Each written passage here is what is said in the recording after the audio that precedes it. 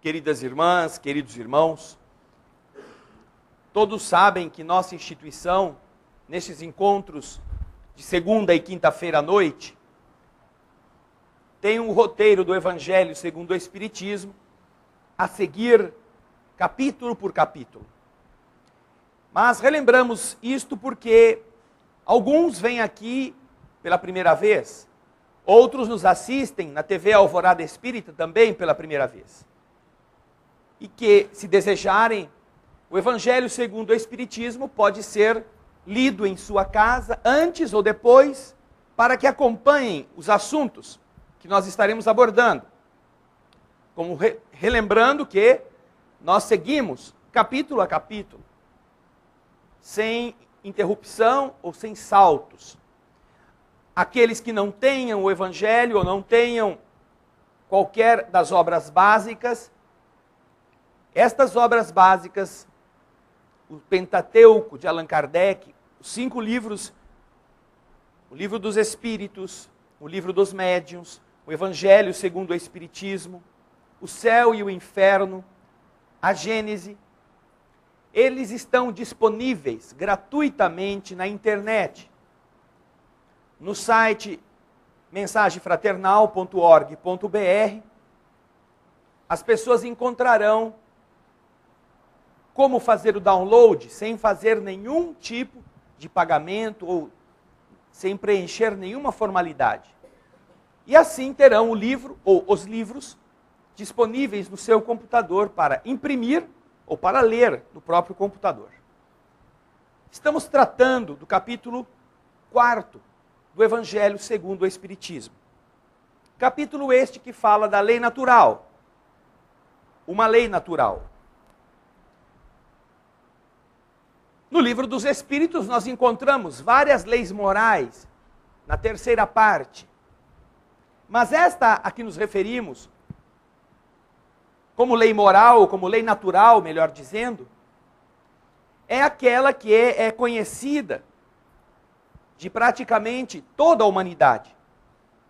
Mesmo que em algumas circunstâncias não seja aceita ou compreendida, a doutrina espírita tem na reencarnação a explicação muito clara a respeito da bondade e da justiça de Deus, que são compatíveis com as nossas necessidades de aprendizado. Um aprendizado que muitas vezes precisa passar pela dor, precisa passar pela dificuldade, e que pode parecer incompatível com um Deus bom, um Deus justo, um Deus Pai. Aliás, esta ou este é um dos argumentos que algumas pessoas pouco acostumadas ao raciocínio, algumas pessoas que não tenham aberto a mente para pensar racionalmente sobre as coisas sublimes da vida, fazem ao tratar da questão do renascimento, dizendo que não é possível que Deus exista ou que Deus seja bom, com tantas coisas feias que estão acontecendo no mundo, que as pessoas que nasçam doentes, que nasçam em situação tão discrepante. Como é possível o pai fazer isto com filhos que diz que ama? Naturalmente, quando você não compreende ou não entende o mecanismo reencarnatório, parece que Deus, que dizem que é justo, que é bom, é um alucinado, um ensandecido, porque deixa todo mundo nascer 0 quilômetro e aí coloca cada um em um tipo de estrada. Mas por quê? Tem motivo para você andar numa estrada esburacada, o outro andar numa estrada, né, de primeiro mundo, asfaltada, sinalizada? Como é possível que o carro do primeiro chegue ao final do percurso nas mesmas condições do carro do segundo? Como é possível que os dois cheguem ao fim da linha no mesmo tempo? Se as estradas que tem que trilhar são tão díspares. Mas por que que um foi por aquele caminho e o outro foi posto por Deus na facilidade? Se os dois são criados no mesmo momento, se não existe nada antes. Esse Deus, ele é arbitrário. Este Deus é um Deus insensível. Manda um pelo caminho favorável e o outro deve fazer um jogo assim de, o mico preto. Né? Quem vai pegar o mico vai por aqui. Só que nesse jogo só tem mico. Porque se você observar a quantidade de gente infeliz na Terra, parece que esse baralho só tem mico. E de vez em quando aparece alguma carta que não é o macaco. Não se pode conceber que Deus, que tem toda aquela riqueza que nós estamos aprendendo a descobrir, sem ainda ter conseguido descobrir, não é? Que Deus faça para os seus filhos o que nós não fazemos para os nossos. Você tem lá 2, 3, 4 filhos e você divide tudo para eles, igualmente. Você dá a todos o melhor que você pode e entre eles também da forma mais equilibrada, para que eles se sintam igualmente tratados. E não se poderia pensar que pais e mães na terra fossem mais perfeitos do que Deus, que dá um pouco de coisas ruins para gente que não presta e muitas coisas ruins para gente honesta. Faz bandidos, pessoas bem de vida, terem a vida folgada sem nunca ficarem doentes, e pessoas boas, pessoas dedicadas aos seus semelhantes, pessoas amorosas, carregando enfermidades, às vezes duras, cruéis. Então, esta primeira parte, já abordamos aqui sobre este tema, que não é possível. Por isso é que a lei é natural. Não é possível que, concebendo-se o universo, criado por uma força inteligente, concebendo-se essa força inteligente, dotada de equilíbrio, equidade, de justiça e de misericórdia, concebendo-se este foco, criador de todas as coisas, muito melhor do que a criatura que criou, naturalmente, não é possível que ele exista e que a gente só tenha uma vida para viver. Não é possível, porque se isso fosse assim, nós deveríamos vir renascidos ou nascidos iguaizinhos, com todos os direitos e todos os problemas no mesmo tamanho. Mas não é isso que acontece. E olha que coisa mais cruel. Os encarregados de orientar espiritualmente a humanidade, nos milênios que nós agora herdamos, ainda criaram uma coisa pior, que é, você só vive uma vida, e do resultado dessa vida, você tem o resto da eternidade para ficar feliz ou para torrar. Virar torresmo. Porque a maioria acha que não vai ser feliz. Basta você imaginar que estando aqui, considerando que o paraíso é aberto, o paraíso é aberto, para todas as pessoas, todas as almas puras, que nunca tenham feito mal a ninguém, que nunca tenham falado mentira, nem mentirinha branca, que nunca tenham enganado, que nunca tenham cobiçado nada que pertence aos outros. E então, o paraíso está aberto. E quem acha aqui que vai para ele? Pode levantar a mão. Levanta. Está filmando tudo aqui, ó. Então, se nós temos certeza que não temos condições, pelo nosso passado desta vida, ir para o paraíso, então a gente já sabe para onde vai. Não é? E isso não somos só nós, isso é a humanidade. Então Deus criou a humanidade para ir para o inferno. Só deu uma vida e depois desta vida está definido tudo. E a definição é torresmo na certa. Que pobre é esse Deus, não? Falta de imaginação. Naturalmente que não foi Deus que inventou isto. Foi a falta de imaginação dos seus ditos representantes. Mas isso não fere a ordem das coisas, não é? Isso não fere a maneira pela qual as coisas funcionam. Porque elas funcionam como devem funcionar, mesmo que as pessoas que não a entendem ficam imaginando, que preferem acreditar no Saci Pererê, que você pega ele dentro de uma roda-moinho, lá onde tem... Você procura um roda-moinho na rua onde tem bastante... Sabe quando dá aqueles rodopios de terra, assim... Arruma uma peneira, uma capa preta e fica esperando. E aí você, quando der o roda-moinho, você pula lá dentro com a peneira e você pega o Saci. Nessa hora. Crianças, não façam isso sozinhas, desacompanhadas de um adulto. E adultos, se forem fazer isso, peça a companhia de uma criança para você pôr a culpa nela.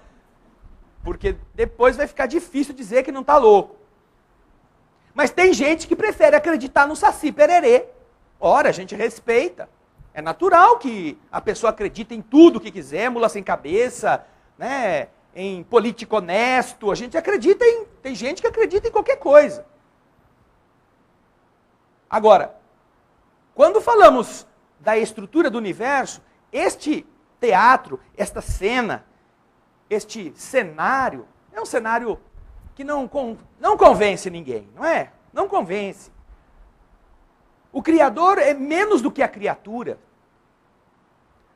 E partindo do pressuposto que nós vencemos pela capacidade de entender a compreensão de que a reencarnação é uma lei natural, da qual inclusive as Escrituras falam, porque o capítulo 4 que nós já abordamos aqui, elenca uma quantidade imensa de passagens nas quais os antigos sabiam e encaravam as realidades da reencarnação. É claro que a maneira deles, por falta de profundidade, mas sabiam que um espírito que já havia vivido podia voltar a viver.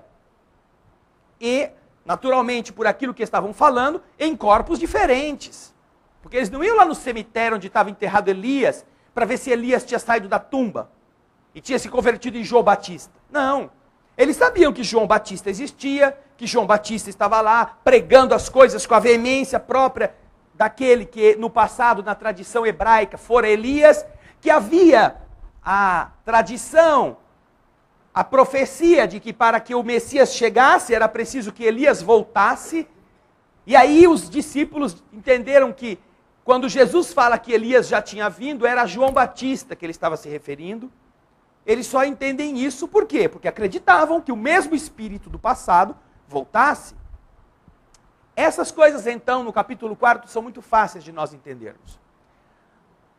Agora, a beleza da reencarnação não é apenas a gente saber que vai ter muitas vidas. É a gente saber que estaremos juntos sempre. Que seremos sempre amigos. Que constituiremos, como já constituímos, famílias espirituais. Que nossos antepassados visitam a gente e renascem conosco. E nós renascemos na vida daqueles com quem também já comungamos experiências. Quando você se harmoniza, você sabe que aquela simpatia não é de agora, que aquela facilidade de entendimento é uma herança que vem do tempo, de pessoas que já se conversaram, que já se acostumaram uma com a outra. E quando você vê que ali, ou em outra situação, tem um serzinho meio diferente, um que é meio queixo duro, um que tem aquela dificuldade com a gente, você também tem a certeza de que voltou com alguém especial, com alguém que está te dando a chance de você reparar o mal, de você consertar as coisas que ficaram mal resolvidas, e que agora, como pais, como filhos, como irmãos, podem conviver na atração da vida material, debaixo do mesmo teto, ou ao longo de um período de vida, para que este conjunto de experiências faça a diferença ser limada, a aspereza ser polida, e aquele que um dia foi o nosso adversário, começa a se transformar no nosso companheiro, porque ele também vai passar por problemas. Vamos voltar no tempo um pouco. Vamos falar nisso às pessoas, às mulheres especificamente, que já hoje se encontram na condição de mães, já foram mães. Recorde-se de quando, antes de você ser mãe, quando você ainda vivia sob a dependência dos seus pais, ou de alguém que fazia às vezes de pai e mãe, como era a sua relação com a sua mãe? Há pessoas que tiveram desde criança uma boa relação com a própria mãe. E que, portanto, encontrarão aí o quê? Encontrarão o amparo já construído de outras épocas, a afinidade já vivenciada do passado para o presente. Mas vamos fazer de conta que alguém aqui possa ter identificado aquele período em que a juventude vai aflorando e mãe e filha começam a se estranhar. Naturalmente, os processos reencarnatórios favorecem certos descobrimentos ou certos encontros tumultuados. Não querendo dizer que toda mãe e toda filha se encaixem nesse modo. Mas, como nós estamos herdando as coisas que já fizemos, e como uma das coisas que a gente ainda não conseguiu equacionar adequadamente foi a questão do respeito afetivo de uns pelos outros, na área da sexualidade inclusive, é muito comum que nos campos reencarnatórios estejam situados espíritos que já se lesaram mutuamente, que já construíram dores, um na vida do outro, e que agora precisam voltar para começar a entender um outro tipo de afeto, outro tipo de carinho. Então é comum também encontrar mãe e filha na condição de competidoras, no afeto daquele pai e daquele esposo. Há mulheres que têm ciúme das filhas em relação ao marido. E há maridos que têm mais afinidade com a filha do que com a esposa. Não me refiro à afinidade física, afinidade sexual, me refiro à afinidade afetiva. E aí a mulher fica louca, quer subir pelas paredes, porque, com raríssimas exceções, algumas são muito competidoras. Algumas. E até com as filhas. Então, aquela fase difícil, em que a filha vai se tornando moça, e o carinho dela com o pai vai se aprofundando, o carinho de filha e pai, uma afinidade que, às vezes, ela até usa para jogar o pai contra a mãe, porque, com raríssimas exceções, algumas mulheres manipulam essas coisas. Então ficam usando, né? Tipo assim, vou fazer o meu pai fazer o que eu quero. Minha mãe vai ver só quem é que pode mais com ele. Só que isso não é declarado, não é? Isso é assim, insinuado. Paizinho, meu amor, ai, como eu queria tanto que você me ajudasse a fazer tal coisa. Você me ajuda? Ajudo, porque o pai agora é herói da filha. É o traste da mulher, mas é o herói da filha. Só que ele se esqueceu que a mulher queria ir no cinema. Já tinha falado com ele. Hoje nós vai no cinema, viu? O convite generoso da esposa para ele. E ele, como todo homem autoritário, falou, sim senhora. A única resposta que ele pôde dar. Só que aí, quando a mulher chega já pronta para ir para o cinema, está o cara que esqueceu do cinema, porque homem, com raríssimas exceções, alguns esquecem as coisas. Está lá, ajudando a filha na pesquisa, na internet. Ué, nós não vamos no cinema? Ai, pai, eu preciso tanto que você me ajude. Não, mas pode ir, mulher, eu vou ficar aqui, vou ajudar, porque eu já falei que ajudava, eu até esqueci do cinema. Pronto. Que é isso, senão o velho ontem, em que uma mocinha que cobiçou o namorado da outra, subiu à altura da saia, mostrou os gambitos, desfilou um pouquinho na frente do rapaz, que achou ela bonita e aí estabeleceu um relacionamento duplo. Continuou com a esposa ou com a namorada e continuou com ela. Naturalmente que em existências onde isso aconteceu, este triângulo produziu sofrimentos. Cedo ou tarde, gerou conflitos, dores, que muitas vezes as pessoas não superam.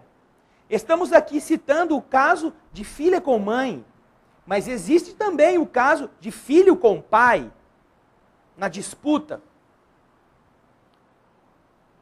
Agora, o que acontece? Estão os três enroscados num afeto equivocado do passado, renascidos debaixo do mesmo teto. O outrora casal oficial retoma uma união e a outrora outra, combinando-se com eles, aceita vir como a filha.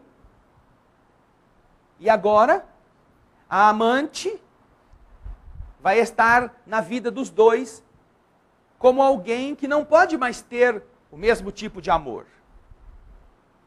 Mas ela sente afinidade. E o pai também tem carinho, estamos aqui deixando bem claro, sem representar qualquer relação incestuosa, qualquer relação sexual.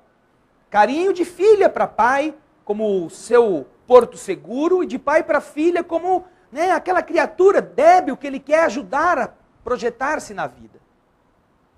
Um relacionamento limpo, decente. Mas por que a esposa tem esta paura? Porque dentro dela está lá fumegando. A sua inimiga volta agora, pelo seu próprio corpo, é a sua filha, naquela existência. Então, naturalmente, nessa fase adolescente, enquanto a criança é criança, a coisa vai sendo levada, mas depois que começam já a aflorar com o efeito da glândula pineal libertando o nosso ontem, começa a vir à tona essas sensações ou essa sensação, tanto para a filha quanto para a mãe. Nós já não nos entendemos um dia. E então nessa fase é comum a filha ter raiva da mãe e a mãe ter raiva da filha. Mesmo que não se declarem isto, elas ficam ali, se atritando em tudo que vão fazer. Então, vamos pensar nessa situação acontecida na vida de uma de vocês. Naturalmente que a mãe que tem equilíbrio, a mãe que tem conhecimento da reencarnação, vai entender por que isso está acontecendo. O pai que tem conhecimento da reencarnação vai compreender os mecanismos que podem estar envolvendo aquela família nos resgates coletivos daquele grupo. E com esta compreensão terão tolerância, vigiarão melhor as atitudes, saberão se conter em determinados momentos, mas se a mãe, que por se achar mais velha, se vê no direito de exigir da sua filha determinadas coisas e de fustigá-la com a sua autoridade, se ela não souber deste processo, ela terá a tendência, como raríssimas mulheres têm essa tendência, de pisar na outra. Algumas têm. Mesmo que essa outra seja sua filha. Então dificulta a vida dela, não deixa ela sair, não deixa ela voltar a hora que ela quer, fiscaliza com quem que ela está namorando, com onde que ela está indo, aquela coisa, né? Bem de mãe. Sargenta. Então, cria-se um atrito. A filha não conta mais para a mãe as coisas, porque a mãe não é sua amiga. E muitas moças se tornam amigas de outras amigas que estão na mesma situação e se tornam confidentes uma das outras. Por quê? Porque não há uma ponte que nesta situação deveria ser construída pela pessoa mais madura e sobretudo por aquela que entenda o porquê de um antagonismo gratuito se nada aconteceu entre elas nesta existência. Não é porque a filha é antipática. Ora, você a ensinou. Se ela é antipática, ela é espelho do que você é. Ah, não, mas eu sou muito simpática, então não sei de onde ela tirou. Foi da minha sogra. Mas ela não conviveu com a sua sogra. Não, mas é que é genético. Bom, se fosse genético, então a sua influência genética sobre a sua filha é muito mais intensa do que a da sogra, não é? Mas quando você não entende, ficam buscando desculpas. E é natural que esse atrito piore. Vamos fazer de conta então que foi assim. A filha não via a hora de ir embora de casa. E não vejo a hora de passar nesse maldito, desse vestibular, que eu quero estudar, nem que for, sei lá, que carreira. O problema não é qual, é onde. Tem que ser longe daqui. Aí a moça passa e vai embora. Aí começa a bater a cabeça, ficar longe da mãe, do pai, e descobre que ninguém no mundo vai gostar mais dela do que seu pai e sua mãe. Mesmo que no começo ela ache que a mãe é uma lambisgoia, uma véia jararaca, uma chata de galocha. Mas vai passar o tempo. E então vai acontecer uma dessas coisas que quase nunca acontece. Ela encontra um príncipe encantado, que chama ela de princesa em 5 minutos de conversa, e ela que é tão ingênua, que não sabe de nada da vida, já está querendo garfar o primeiro trouxa, já vai com ele fazer aquilo que deveria só fazer depois de um certo tempo, e aí começa a ver a barriga crescer, passar mal, ânsia de vômito, assim. O moço muito súdito dessa princesa, assim que fica sabendo que ela está ficando gorda, pula fora e vai embora. E fica a princesa com o súdito que ela está gerando. Agora está sozinha. Não sabe o que acontece com ela. Agora está distante daqueles que gostam dela. Agora está fragilizada, porque está vendo acontecer com ela uma coisa que é a primeira vez que acontece. Ela sabe que ela pode encontrar explicações em livro. Mas se você for ver a vida do bebê do Dr. Reinaldo Delamare, é um trem dessa grossura assim, que para você ler aquilo já nasceu a criança, você não chegou nem na metade do livro. Um dos mais competentes, uma das mais completas obras que fala sobre a vida do bebê, aquela coisa toda. Mas você não está afim de ler livro, você está querendo que alguém te explique algumas coisas estranhas.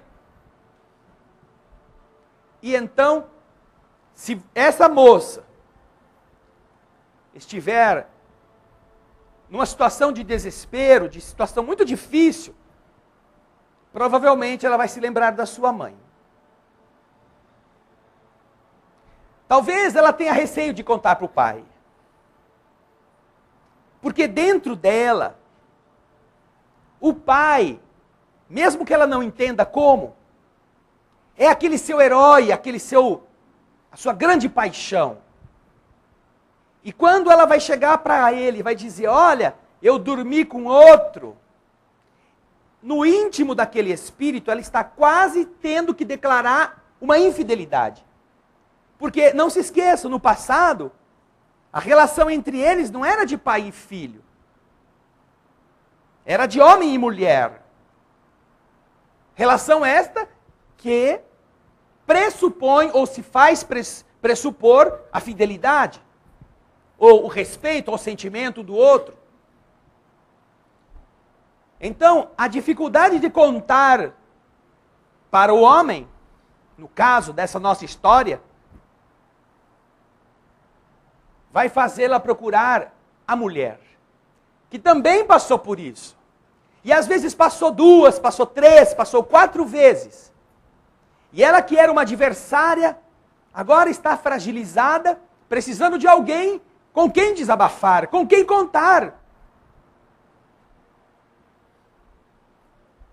Se ela tiver uma porta aberta, se ela nesse momento se recordar das boas coisas da mãe, de quando ela era criança, se a mãe semeou coisas boas no seu carinho, mesmo que depois a idade da juventude tenha sido um pouco turbulenta, aquela moça que pode estar pensando em abortar, em fazer mal para ela própria, em fazer de conta que nada aconteceu, ela poderá, até mesmo pela ação dos espíritos amigos, procurar a companhia da mãe e falar com a mãe primeiro. Por quê? Porque a mãe será para ela aquela que vai explicar, aquela que vai dizer. Pode ser que ela tenha medo, que a mãe jogue na cara dela, que ela não correspondeu à confiança, se é que existe isso hoje ainda. Mas a mulher, por já ter passado pela gravidez, ela sabe o trauma que a gravidez gera no espírito de uma outra mulher que eventualmente não estivesse preparado para se ver assim. Então nessa hora, o coração de mãe é mais facilmente tocado. Uma outra mãe vai começar a gestar o seu filho. Uma outra mulher que não importa quem foi, não importa quantos desaforos falou na minha cara, não importa, que não me obedeceu, agora ela é mulher, agora ela é mãe, ou está sendo. Então a filha que odiava aquela mãe, começa a encontrar uma amiga, que ela nunca pensou que existisse. Se a mãe entender esse papel. E ao explicar para a filha, ao acolher a filha, ao ajudar a filha a enfrentar o pai, quando ela estará usando seus talentos de esposa, de mãe, para planar o choque, que às vezes é o choque do pai descobrir que a sua santa filhinha fez aquilo. Este choque, que todo mundo eventualmente sabe que vai acontecer, mas poucos se preparam para ele, a esposa poderá estar diminuindo, a esposa poderá estar ajudando. E começa-se então a criar o laço, aquele laço que faltava, aquele laço que fora rompido no passado, por terem sido inimigas, por terem sido adversárias. Começa agora a ser construído. Muitas vezes não é nessa fase que acontece. Muitas vezes as coisas têm um outro segmento. A moça namora, a moça casa com uma pessoa que ela gostou, apresenta para a família, esse é o meu marido, esse é meu noivo. A família não tem outra coisa a dizer senão sim senhora, porque a moça já foi embora, já está cuidando da sua vida. Ela é independente, ela é dona do seu nariz. Aí casa, tem a sua casa, a sua família, e engravida. e começa a passar mal, ou está já à porta de dar à luz, e aí então, como acontece com quase todas as filhas, é a mãe que elas pedem que a ajude.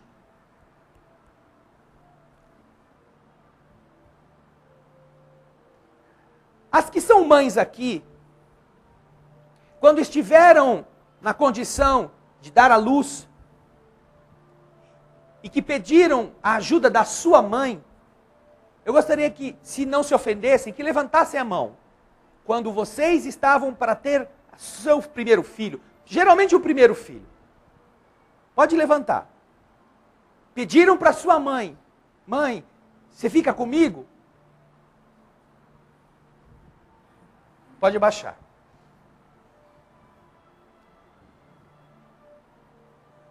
A mãe, nessa hora, é aquela que entende. Mas vamos fazer de conta que você não precisou da sua mãe naquele momento do parto. Mas você agora tinha uma boneca que se mexia sozinha. Um boneco que, diferentemente da Tipe, que quando você tinha, ela andava gordinha assim, né? E você punha a pilha e tirava a pilha e ela parava. Você agora tem um boneco que não tem pilha e que não para. Vocês que já tiveram filhos, qual de vocês recorreu à mãe para que ela ajudasse você a entender como funciona esse boneco? Levanta a mão. Tem bastante gente aí. É a mãe. Porque a mãe já entende este boneco. Aliás, você já foi um boneco da sua mãe. Você já entendeu por que é importante a gente estar junto destas criaturas? E como Deus organiza a vida de tal modo que a gente seja um apoio do outro. Pode ser que naquele momento que você gostaria que a sua filha te obedecesse, tudo que você fale, entre por ouvido e sai pelo outro. Mas só por causa da reencarnação, é que aquilo que antes era adversário, acaba passando por um momento difícil, por uma situação delicada, por uma dor, que eu aqui estou citando a dor do parto e os problemas que são decorrentes disto, mas podem ser inúmeras outras, em que aquele ser se esquece dos antagonismos de um dia e bate na sua porta. Quantas avós não criam os filhos das suas filhas e dos seus filhos, para que estes possam ter tempo e trabalhar e ganhar um pouco para a manutenção da família? E então, naqueles bonecos que agora se movem sozinhos, sem pilha, começam a surgir pontes. Pontes de carinho. Pontes que aproximam mães de filhos ou de filhas, sogras de noras, com todos os defeitos que cada um possua. A realidade do universo vai favorecendo o entendimento, vai amadurecendo o espírito. E depois que você teve esta primeira dolorosa experiência, e mesmo que você vá para a segunda, seja mãe novamente, por uma terceira vez, provavelmente, naquela primeira experiência, você enterrou o antagonismo que tinha da juventude em relação à sua mãe, ou em relação ao seu pai. Porque de verdade, se esses pais souberam cumprir com a tarefa de amar sem ser amados, de verdade ali acabou o problema. Porque agora ela tem um filho, o filho dela. Agora ela tem com quem se preocupar. E agora você é o melhor amigo, a melhor amiga que vai ajudá-la. Vocês já não são mais adversários disputando um homem, uma mulher.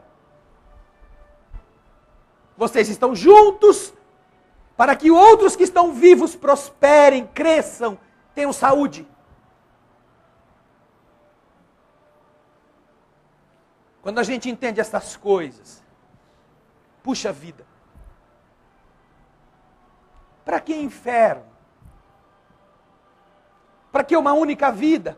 Como você vai ser amiga ou amigo dos teus pais, se quando você morrer, nunca mais vai encontrá-los? Quando eles morrerem, você estará impedido de retomar as coisas, de refazer tudo. Essa é a lei natural, que neste momento da evolução da Terra, é a que mais tem propiciado a melhora do espírito,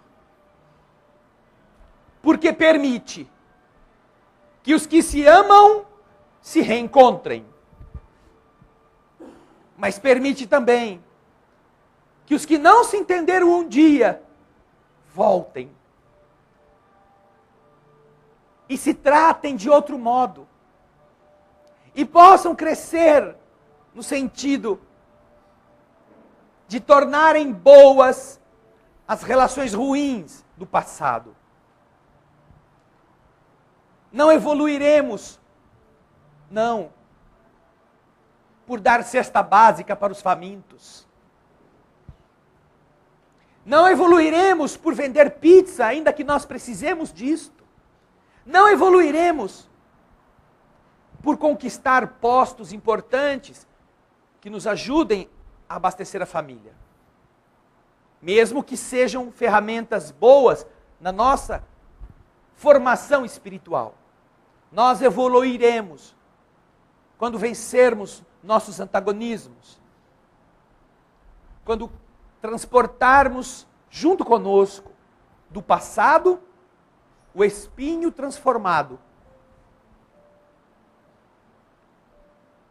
Quando você tem então do seu lado uma pessoa complicada e você está vivendo com ela em qualquer situação, pode ser de pai, de mãe, de irmão, pode ser de amigo, ou pode ser de patrão ou empregado, olhe para essa pessoa.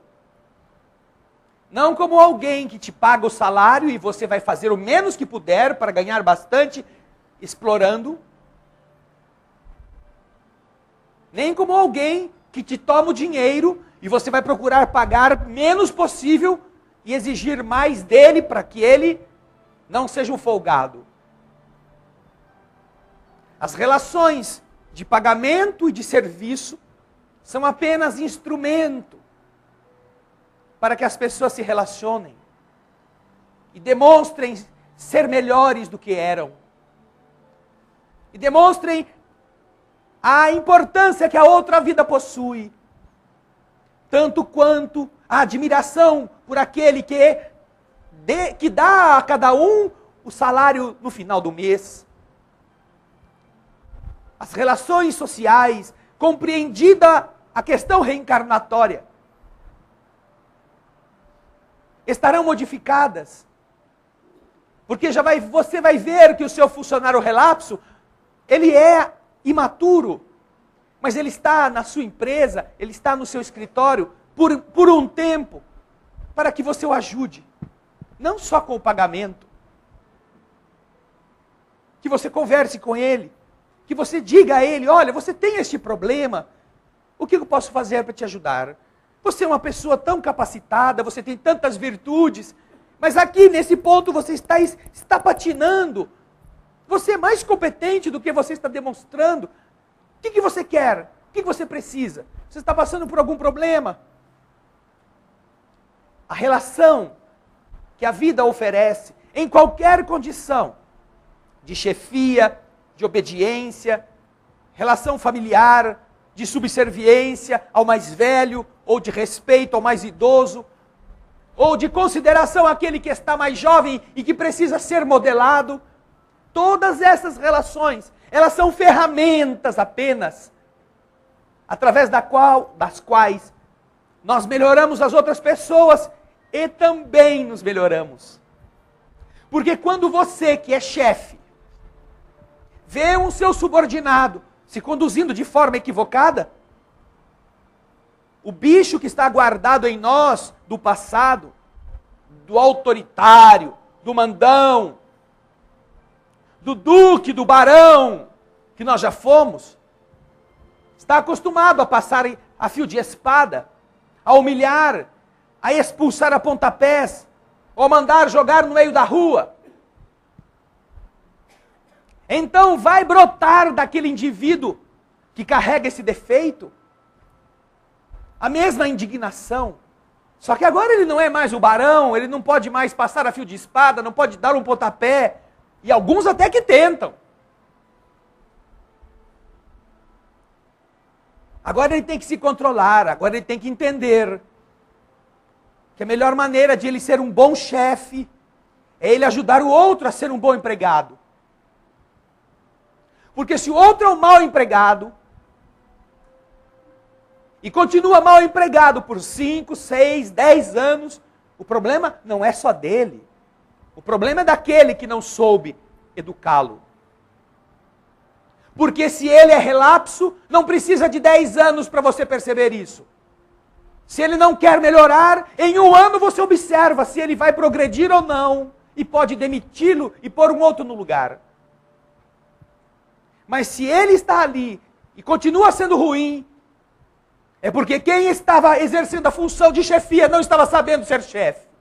O chefe decente, o líder que ajuda o outro a ser melhor, estava apenas esperando que o outro obedecesse. Obedeça, eu te passo isso aqui por escrito e você tem que fazer. Se não fazer, eu corto seu salário, demito você. Aquela coisa linda de chefe que não sabe mandar. Quando então você enfrenta essa dificuldade, quando você tem coragem de tratar daquela empregada que vai no seu lar cuidar da sua família como gente, não como uma mula de carga, para quem você tem que dar muito trabalho e pagar o menos possível, aí sim você começa a aprender a ser um ser humano. E você pergunta o que ela está precisando, você pergunta o que você pode ajudá-la. Mas é ela que é minha empregada, como é que eu que vou ajudá-la? Não, mas você vai ajudá-la a ser uma boa empregada, a ser uma boa funcionária. Porque esse termo empregado já é um termo até mesmo pejorativo. Uma boa ajudante, uma boa companheira, uma boa colega de serviço, porque ela também tem a casa dela. O que ela faz na sua, está deixando de fazer lá. E quando chega lá, ainda tem que fazer também na casa dela.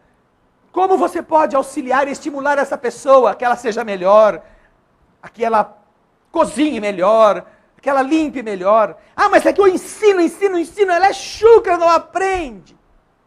Então ela tem um problema. Talvez o problema não seja na vontade, talvez o problema seja na inteligência. Como você pode ajudá-la a estimular isso nela? Se a gente então se incomoda, e as pessoas têm de verdade o valor de seres humanos para nós, ao conseguirmos fazer aquele ser melhorar, nós provamos a Deus que nós somos melhores. Porque aquelas criaturas que estão sob a nossa responsabilidade, que falirem, não terão falido sozinhos. Se dependendo de nós, nós não procuramos ajudá-los, dando-lhes um curso, falando com eles, explicando onde está o erro, sem ofender, esclarecendo, contando, conversando, promovendo. A vida, portanto, não é o que nós estamos vivendo. A vida é o que está por detrás do que nós estamos vivendo. Não é a sua relação de esposa e marido, mas é o quanto você demonstra amor um pelo outro. Não é a dependência do filho em relação ao pai, mas é o quanto você aprende com aqueles que são mais velhos e o quanto você é capaz de estimular nos mais novos a vontade de melhorarem. A vida não é você ter um emprego que você odeia, numa hora que você tem que levantar, num dia chuvoso e frio, com um patrão horroroso e chato, que te persegue. Não! A vida é você ser um bom funcionário, que faça o melhor que pode, não por conta do seu salário, mas para mostrar que você é capaz. Porque tenho certeza de uma coisa, em qualquer empresa decente, liderada por pessoas preparadas, se precisarem pôr na rua uma grande quantidade de empregados, um grande contingente, começam pelos medíocres. Mas o bom funcionário vai ser o último a perder o seu emprego. E se ele tiver que perder o seu emprego, o seu patrão ainda lhe diz: eu tenho que mandar você embora, mas eu te dou uma carta de recomendação, a melhor que eu puder escrever para você conseguir logo um outro emprego. Se é que ele já não foi atrás de pôr o seu bom funcionário num outro trabalho igual ou melhor. Por quê? Porque esta pessoa não apenas viveu para trabalhar, viveu para ganhar e para cumprir horário. Não, ela entendeu que a vida usa esses mecanismos das relações humanas no processo da reencarnação, dando novas chances, para a gente ser agora o que já não foi antes, para a gente começar a aprender a ser um bom empregado, porque no passado foi um empregado horroroso, um empregado irresponsável, ou para ser um bom chefe, porque um dia já pisou na garganta daqueles que eram seus subordinados. A vida só tem sentido e só é o que é de beleza quando a gente está vivendo no mundo, entendendo o que está por trás de tudo o que estamos fazendo. Do lar ao trabalho, do trabalho à vida da família, da vida da família aos seus amigos. Você foi posto aqui, em diversas situações, não para ser um boneco que se conduz de acordo com aquilo que as pessoas acham que tem que ser. Você está lá para fazer o melhor. E fazer o melhor dando-se em todas as coisas. E se alguma coisa te descontenta, ao invés de subir pelas paredes ou agredir, converse. Aí está a dificuldade de muita gente. Às vezes temos que renascer com gente difícil para aprender a não xingar, a não gritar, a falar, a expor. Olha, vem cá. Vamos sentar aqui que eu quero falar com você.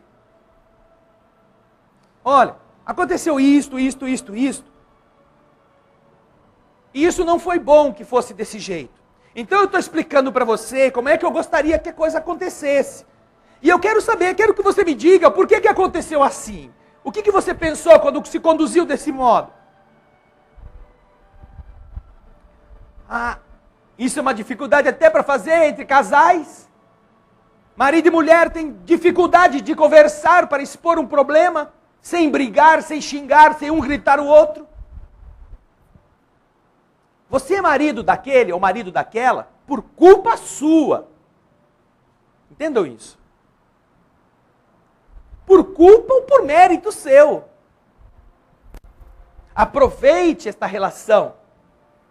Aproveite esse momento em que apaga a luz, vocês têm intimidade,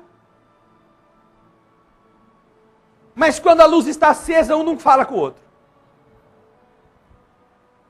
Não é para isso que estamos no mundo. Não. É para aprender a falar, a conversar, a explicar e vencer isto dentro de nós. Mas é que eu não consigo falar com ele. É claro, nunca tenta. Eu não consigo vender pizza. É claro, nunca pega. Por quê? Porque acha que isso é o maior problema.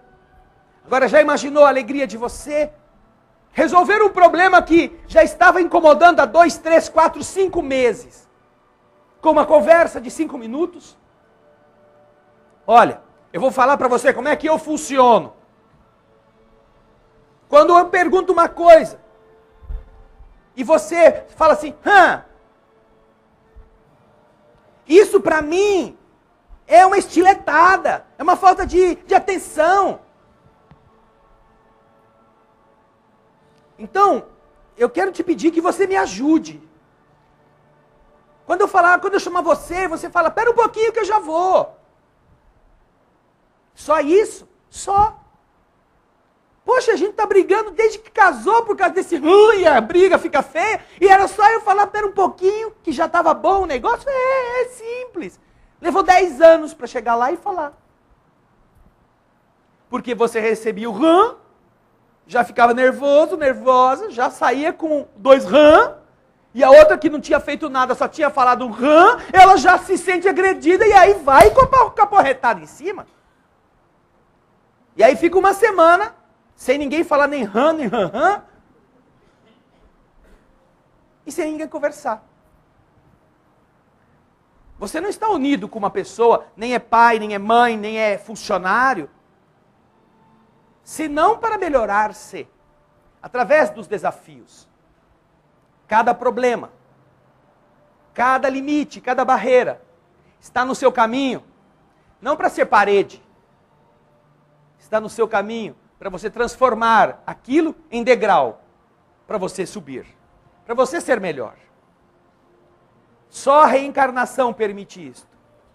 Faça da sua parede o seu degrau. Se ela parece muito grande, é porque você está se pondo muito pequeno diante do obstáculo. E uma coisa que a gente sempre lembra, na hora de lutar contra os obstáculos, é uma regra muito simples.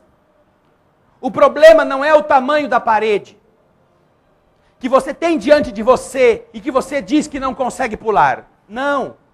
O problema é o tamanho do cachorro que vem correndo atrás de você. Porque dependendo do tamanho do cachorro, você nem vê a parede. Tchum, pula. E fala, nossa, eu sou super-homem. Não sabia.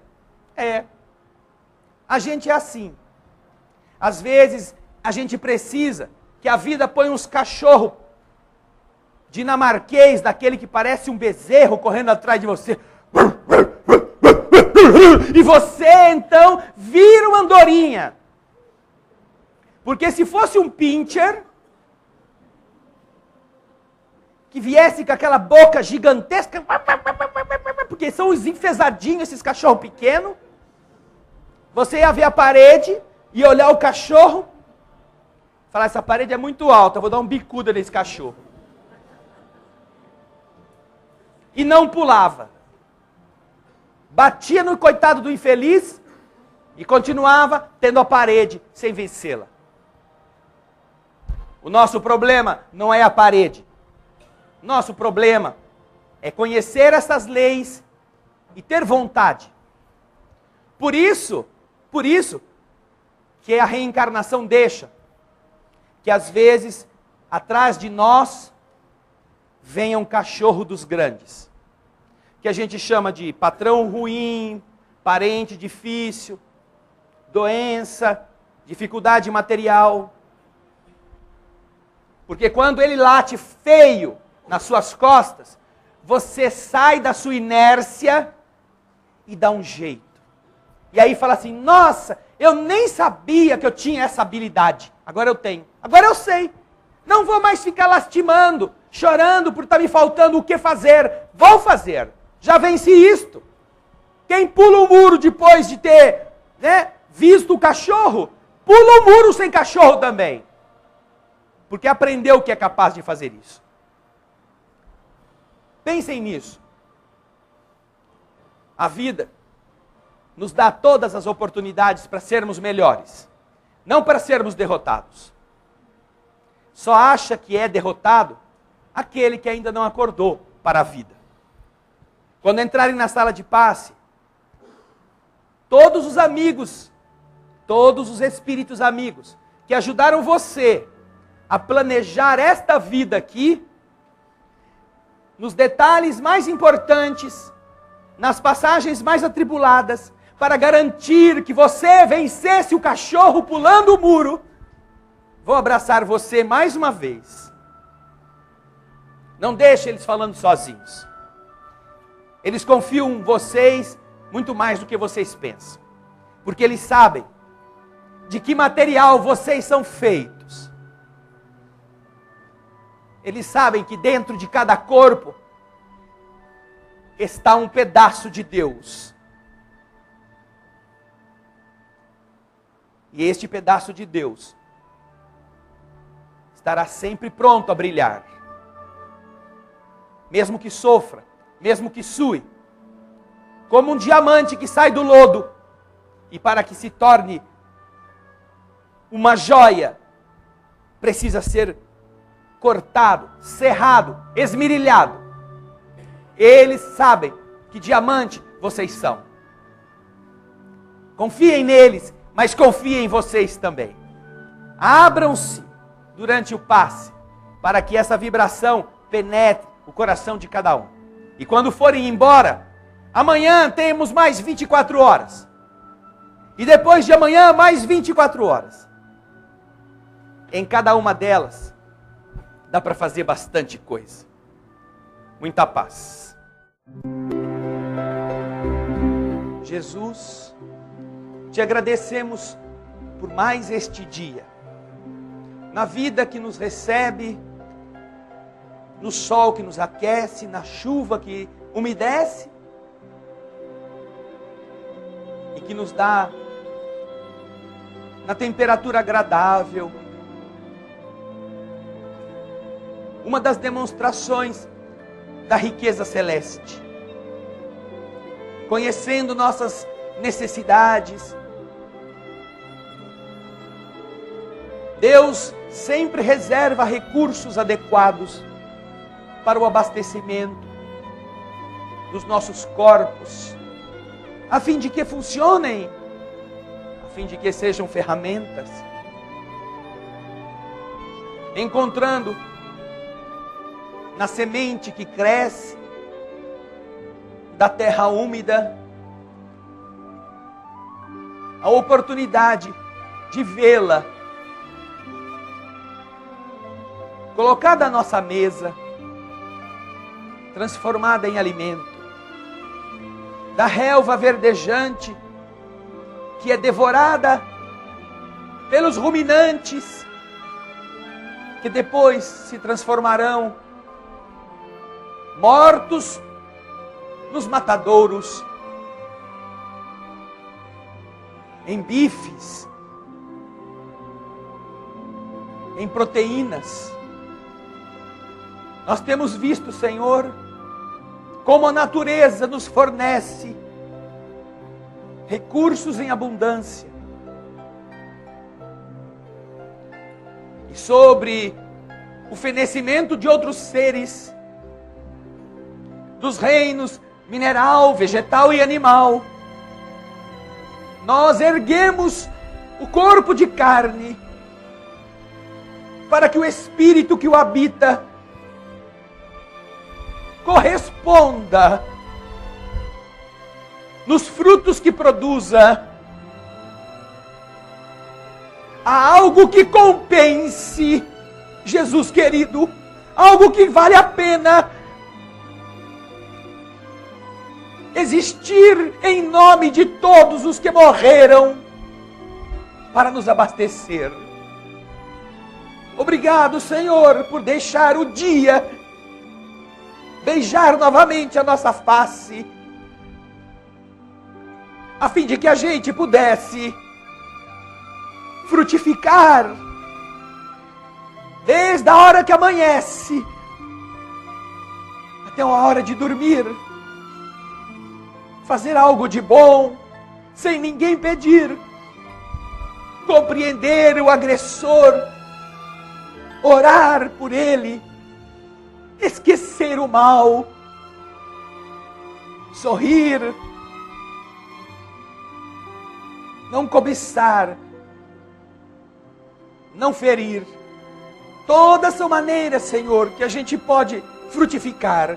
E quem sabe, um dia, frutifiquemos à altura daquilo que a natureza nos ofereceu para que a gente existisse no corpo. Que a nossa vida vale a pena, não pelo peso que o corpo tenha, mas pela beleza que a alma produza na vida dos outros. Ajuda-nos, Senhor, Por isso cantaremos. Almas do céu, ouvi o doce canto do fundo do coração, com calor repleto de perfume em flor, como se fosse um só imenso jardim.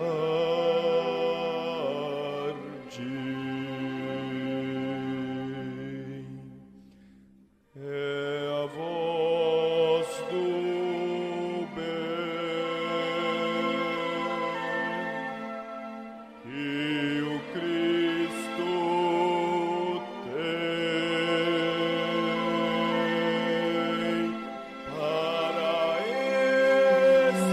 espalhar por toda a terra e fazê-la cantar.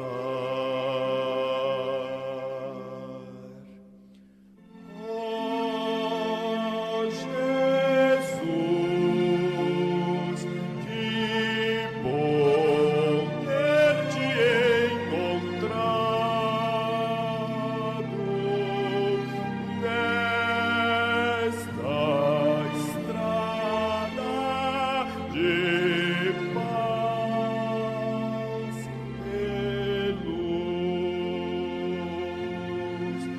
Nós te agradecemos e